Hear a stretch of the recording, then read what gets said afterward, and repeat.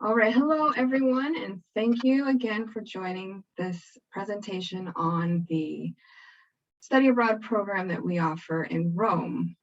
And my name is Marina Montgomery. I was recently hired as the Director for Study Abroad, and I am so excited to meet all of you in person.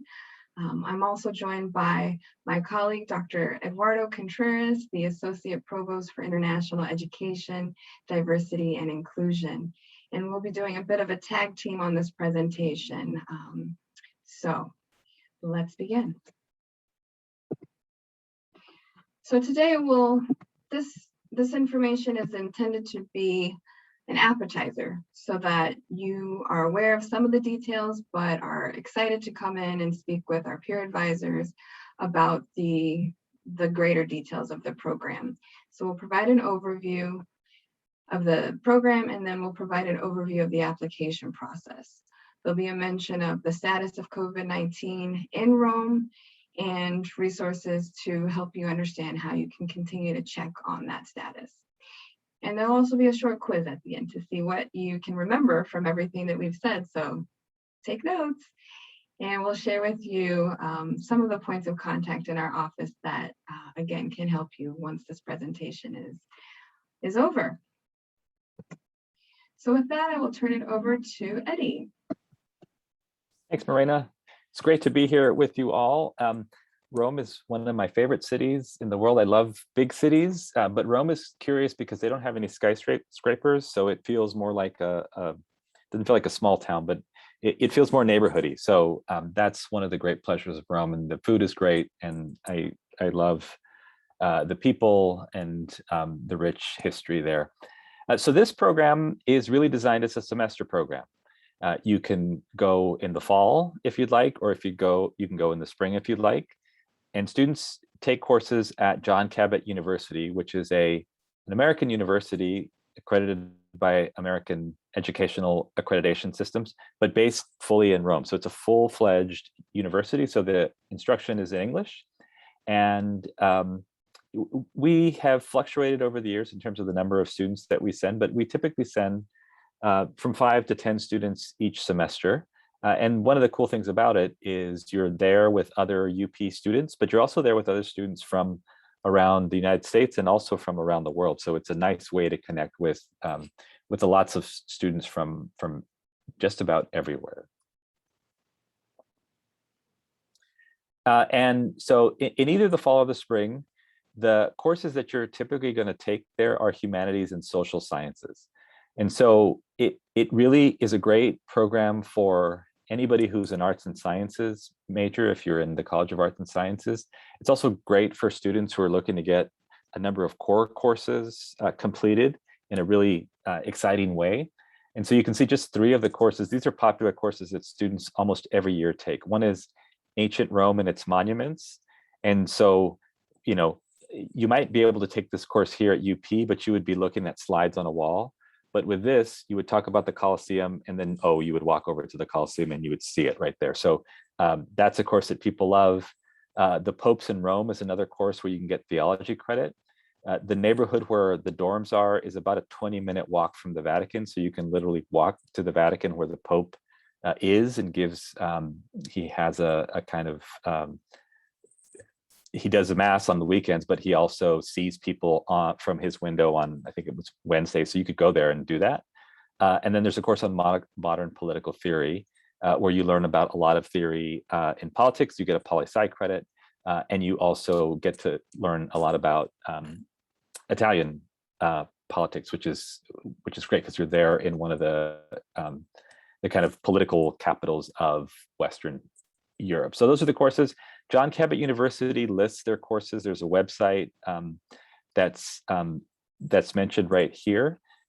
Their courses, they tend to update them pretty frequently, but you have to do a little bit of digging to get to them. So I'll put the link there in the chat if you're interested in seeing all the courses that are available.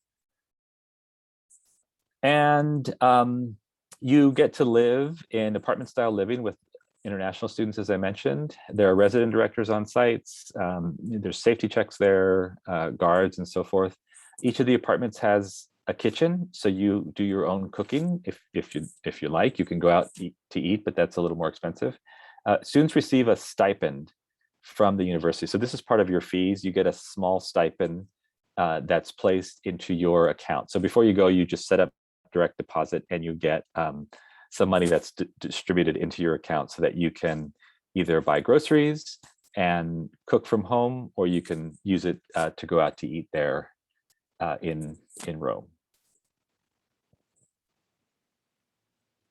And so this, the top right is Trastevere. That's the neighborhood that you live in. It's a very kind of residential part of Rome. It's not super touristy, although a lot of Rome feels kind of touristy because there are a lot of tourists there.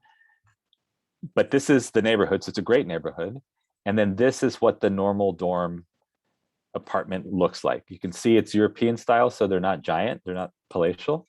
But the point often is you don't spend time in your room. You spend time outside on the plaza. You spend time out with friends. So it's a small space, but it's livable. They're clean. They're comfortable. The furniture is modern, and that is those are actual pictures from the Gianicolo dorm, which is where our students typically stay. That's what it looks like. And then these are the fees. We still have yet to set the fees for next year, but they will range from 35 to 38,000 for the full semester. And so this will include the stipend for food. This will include any program-related excursions. There are some excursions that John Cabot will do that you can participate in. And then this will include all the tuition, and then of course your living expenses at the apartments there in Trastevere. So that's what this includes. There's a visa. You have to get a visa, and we'll help you through that. It's the visa requirement is not super laborious, but you do have to follow some steps. You must have a passport. So if you don't have a passport, you should go out and get one right now, because the lines are long to get passports these days. But it's good to have that in hand, because you'll need the passport before you even apply for the visa, and you'll need to apply for the visa well in advance of when you actually go. And so you might be thinking, how do we pay for this? Well, financial aid at UP does apply to this program, but you can also use, you can also apply for scholarships. And so this is some national scholarships that are available for this program. The Fund for Education Abroad is one that some of our students have received. The Gilman Fellowship is a fellowship available to students who are recipients of Pell Grants. Diversity Abroad also has scholarships that we're a member university of Diversity Abroad, so you can apply there. And there are a lot more options. So if finances are on your mind, these are some examples of ways that you can find funding to support your time abroad. All right, I will turn it over to Morena. Thank you, Eddie. All right, so I'd like to share with you the application process for this upcoming year. We're using a software called VIA TRM, and when you go to the Studies Abroad website, you'll see information about each of the locations. And when you click on a desire to learn more, to get more details, you'll be taken to VIA's website. And so it's important that you start an account, and that gives you access to seeing all of the programs that we offer through the portal. As you're looking, you'll think about a couple of options that look good.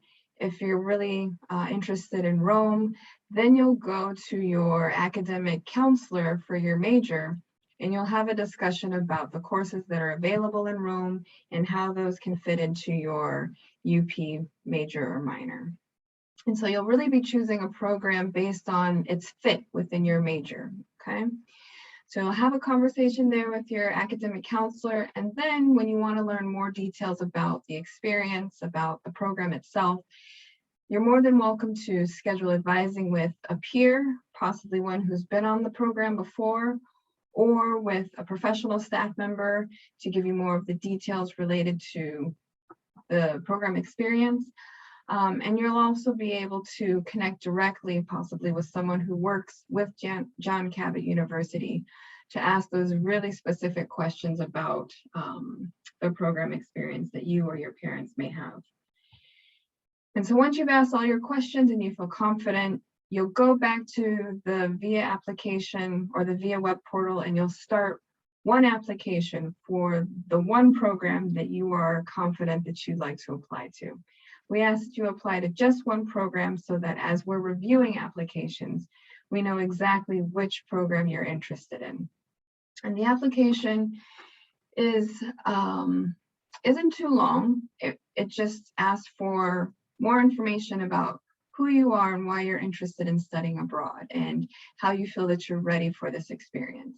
And so it shouldn't take any more than 45 minutes, but that will really depend on the level of detail you include into the essay questions. And there's about 3 long essay questions and then several short answer questions. And this year, the application deadline is November 1st, okay? And so once you've applied, we'll review the information and we will extend acceptance letters to all of the students around the middle of January.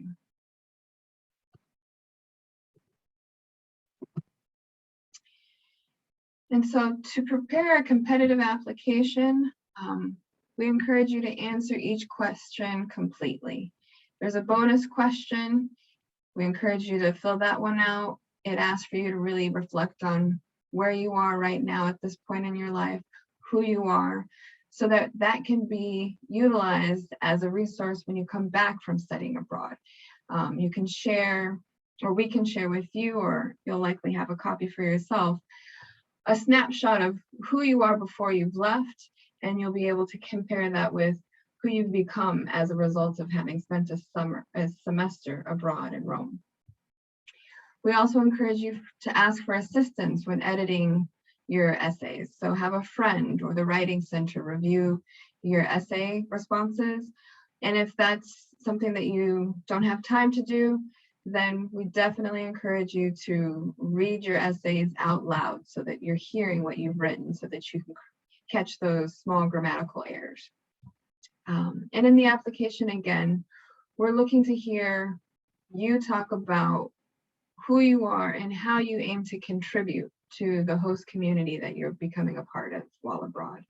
And that's the local community in Rome, as well as the community of study abroad students that you'll be studying with and living with. What do you aim to add to that environment to support in everyone's collective growth and development? And that also extends into the classroom. So please share those thoughts with us in the application. And so at this point, Rome is at a level 3 in terms of the CDC advisory. And that means all UP students need to be vaccinated before participating in the study abroad program. The Center for Disease Control, we can share a link with you if you'd like to keep up to date on the status of COVID in Rome or throughout the world. But as you know from being here, it's really going to continue to be important for students to wash their hands regularly, wear masks in the classroom, in the dorms, practice social distancing within the classrooms, the dorms, and out in the city.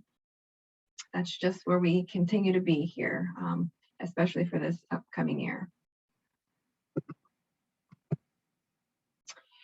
And with this, at this point, I'm going to stop the recording and ask you all a couple of questions about what you've learned from this presentation. Just give me 1 second, please.